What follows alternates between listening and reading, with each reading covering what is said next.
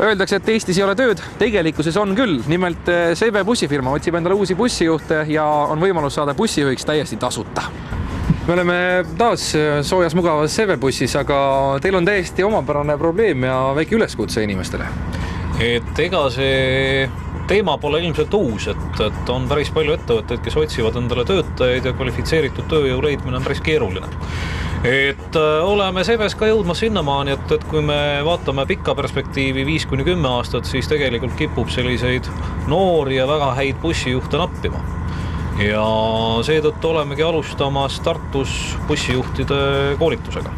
Mida see endast täpselt kujutab, keda siin otsitakse? On see täiesti noor inimene, 18-aastane?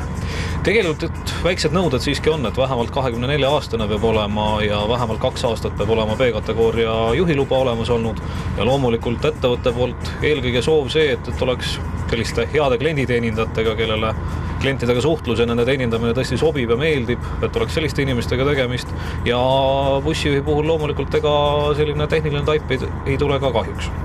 Räägime bussijuhtide põuast nii-öelda, kui see on natuke dramatiseerida ja see vist ei ole ainult CB probleem. Üldiselt Eestis on ikkagi neid inimesi vähe, kes mõtlevad noorena, et tõesti tahaks minna bussiga sõitma. Et pigem probleem ongi see, et noori on vähe.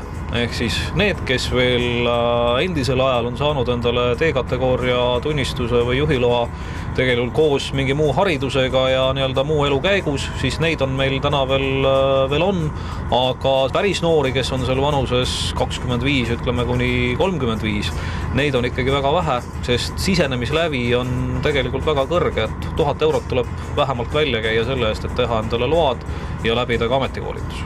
Aga teie pakkumine, nagu ma arvan, siis see on natukene magusam, võib-olla natuke isegi meelitab inimesi. Meie pakkumine on tõesti selline, et me kõigepealt korraldame konkursi, valime välja inimesed, keda me soovime näha CB bussi roolis ja siis pakume neile täis väljaõppe ehk siis D-kategooria loa ja ka ametikoolituse.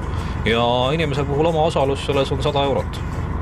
See tähendab seda, et inimene, kes praegu mõtleb, et tõesti võiks bussijuhiks hakata või tal on see kutsumus selline, siis temal reaalset väljakulutust väga palju nagu polegi.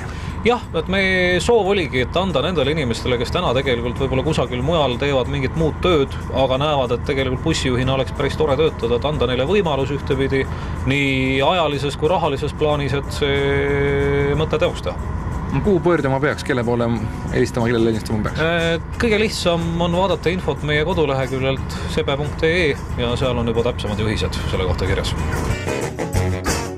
Miks see on niimoodi, et noori vähe on, kui siin meile öeldi ka, et bussijuhtide keskmine vanus üle 50?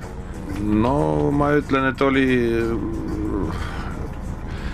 vanasti oli väga populaarne see juhtimine. Praegu igaühel oma auto ja selles mõttes nemad võib-olla ei vali.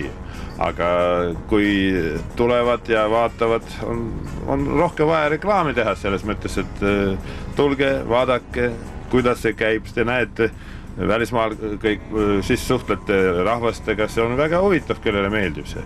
Ütleme see stiil, see tööstiil.